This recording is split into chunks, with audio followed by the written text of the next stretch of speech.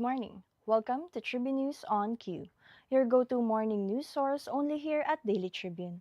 We're live on Daily Tribune's Facebook page, Tribune Now on YouTube, and at Daily Tribune Official on TikTok. For today's headlines, President Marcos in South Korea for APEC announces new Busan consulate and pushes for transparency and accountability. Three individuals face jail time this Christmas season as authorities move forward with convictions in separate criminal cases.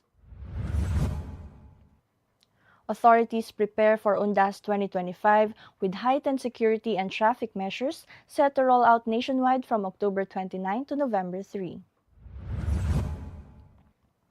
Record-breaking rains in Vietnam leave at least 7 dead and flood over 100,000 homes, prompting mass evacuations. Former U.S. President Donald Trump announces a one-year extendable deal with China on rare earth materials. The National Privacy Commission clears GCash in its recent data leak probe, citing no breach of user information. Celebrity Dr. Vicky Bello goes viral after taking her first ever MRT ride, joking it was faster than a Ferrari.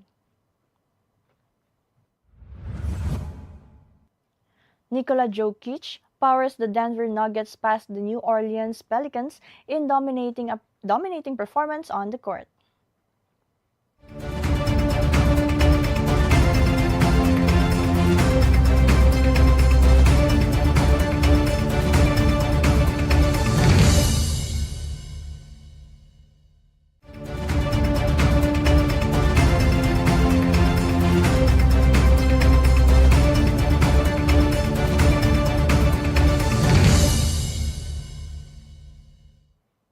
Today is the 31st of October and I am Chynna Basillaje, bringing you today's top stories.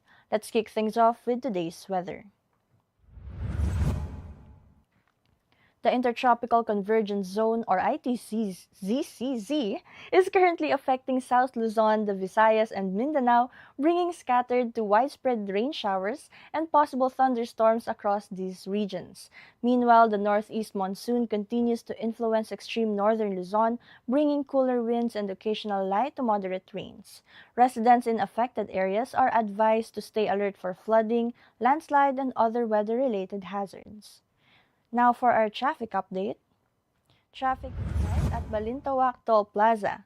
Heavy volume of vehicles is reported from NLEX Harbor Link Interchange to Paso de Blas Valenzuela northbound with running speeds of 20 to 30 kilometers per hour. From Valenzuela Interchange to Marilao northbound, traffic volume is steady with speeds between 20 to 40 kilometers per hour. Counterflow for northbound motorists is open from Balintawak to Marilao and San Fernando to Dao. All other areas along NLEX, SCTEX, and the NLEX connector, including toll plazas and interchanges, are reporting light traffic. Drivers are reminded to follow road safety regulations and stay alert while on the road. Now let's move on to this morning's headlines. President Ferdinand Marcos Jr. is in Gyeongju, South Korea for the 32nd APEC Economic Leaders Meeting, where he was formally welcomed by President Lee Jae-myung. Yesterday in Busan, Marcos met with Filipino community and business leaders and announced the establishment of a new Philippine consulate in the city. He used the forum to call for transparency, institutional reform, and global cooperation, positioning the Philippines as a credible partner on the world stage. He emphasized his administration's commitment to cleansing the bureaucracy and restoring public trust, citing investigations into anomalies in flood control and infrastructure projects. Marcos also urged local governments to coordinate closely with national agencies to reinforce accountability at all levels. And three individuals, including former district engineers from the Department of Public Works and Highways and a contractor, could be behind bars by Christmas following charges filed over alleged ghost flood control projects. DPWH Secretary Vince Dizon announced that the first batch of cases was submitted to the Office of the Ombudsman in September, citing violations of graft and procurement laws and malversation of funds. He expressed confidence in the evidence, including affidavits and documents, and said that the Ombudsman's office expects to proceed quickly. I think they will all be spending their Christmas in jail, the secretary said. And authorities across the Philippines are gearing up as the observance of UNDAS 2025 approaches with heightened security and traffic measures set to roll out from October 29 through November 3. The Philippine National Police will deploy over 30,000 officers nationwide to cover cemeteries, memorial parks, transport hubs, and major thoroughfares backed by support from the Armed Forces of the Philippines, the Bureau of Fire Protection, and thousands of local volunteers. Meanwhile, the Department of the Interior and local government has instructed local governments to ensure safe, clean, and orderly observances, urging families and travelers to stay alert and cooperative. And now for our international news. Heavy rainfall in central Vietnam has killed at least 7 people and flooded more than 100,000 homes after up to 1.7 meters of rain fell in 24 hours, officials say. Authorities have evacuated more than 21,000 residents and launched rescue operations in provinces like Surat Thien Hue and Quang Nam. The deluge triggered over 150 landslides and destroyed thousands of hectares of crops, raising concerns about food security and infrastructure damage as weather warnings remain in place. And Donald Trump announced that a new agreement with Xi Jinping and China covers the supply of crucial rare earth elements, lasting for 1 year and subject to annual renewal. Trump called the deal a global resolution to the roadblock in rare earth supply chains, saying all the rare earth has been settled, that's for the world. He emphasized that the agreement could be extended beyond the initial term and marked a major step in easing tensions over China's control of materials vital to electronics, clean energy, and defense industries. And the National Privacy Commission has concluded its investigation into the alleged data leak involving GCash, finding no evidence that the user personal data had been compromised. The NPC explained that the dataset circulating online did not match GCash's verified data structures, and technical audits found no signs of unauthorized access. GCash said it cooperated fully and reiterated that systems remain secure while reminding users to stay alert against phishing and cyber scams. Celebrity Dr. Vicky Bello documented her first ever ride on the MRT3, heading to a concert and quipping that the train was faster than a Ferrari.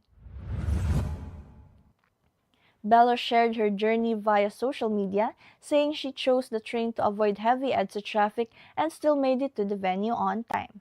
She praised the convenience of public transit and encouraged others to try commuting, a rare endorsement from someone known for a luxury lifestyle. And Nikola Jokic posted 21 points, 12 rebounds, and 10 assists as the Denver Nuggets overwhelmed the New Orleans Pelicans with 122-88 score, extending his streak to 4 consecutive triple-doubles to start the season. Denver exploded after halftime, opening the third quarter with a 29-2 run that put the contest out of reach. Jamal Murray and Christian Braun each added 17 points, and the Nuggets defense held the New Orleans to just 11 points in that quarter. And now let's have a quick look at today's horoscope. Today calls for patience and precision, Libra. Your sense of balance and keen judgment set the tone, making it a strong day to organize plans, finalize decisions, and take practical steps towards your goal. At work, your diplomatic approach and thoughtful thinking gain respect from colleagues and superiors. Avoid overloading yourself with tasks. Balance is key. Stay consistent, trust your instinct, and be ready for small wins that could lead to long-term success. Luck may favor your persistence today. And Katribu, did you know today, October 31, is globally recognized as Halloween, originating from the ancient Celtic festival of Samhain, when people believed the boundary between the living and the dead was thinnest. Filipinos and people around the world celebrate with costumes, trick-or-treating, parties, and spooky decorations, making Halloween a fun and festive way to honor traditions while enjoying a night of creativity and community. And taking TikTok by storm with over 600,000 likes, content creator John Cardenio has viewers laughing with the viral video of an event host running away from someone dressed as a monster. The video captures the hilarious moment the event host, caught off guard making a quick getaway as the monster playfully chases them. The spontaneous reaction has resonated with viewers who find the clip both funny and relatable during the spooky season. Let's watch this. Next candidate number 30.